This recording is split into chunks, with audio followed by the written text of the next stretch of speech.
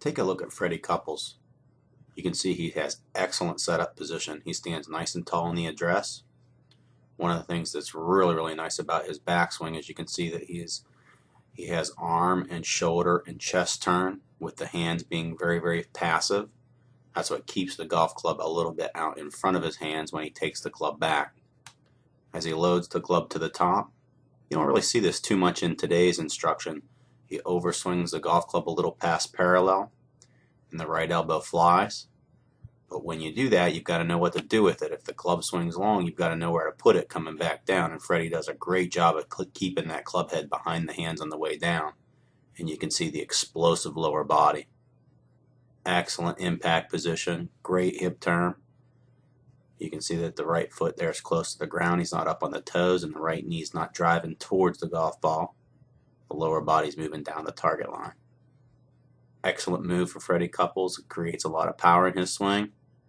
Really gets through it and hits the ball very nicely and very solidly. As we switch camera angles here, we have a view of Freddie Couples on the driving range. And again, let's take a look at his golf swing. His setup is very nice and centered and stable.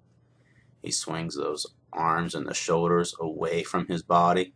You can see how the hands are extended. The lower body's nice and stable.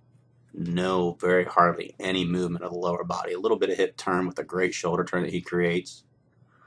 And one of the things that I want to really pinpoint, and again, that I like the most about Freddie Couples is how he uses his lower body to his advantage. Again, we drew those lines there on the boundaries of his hips, and you can see that he stays within those boundaries and then shifts those hips into that front side. You can see that's the first move that he makes, and that's what allows that club to drop into a good position.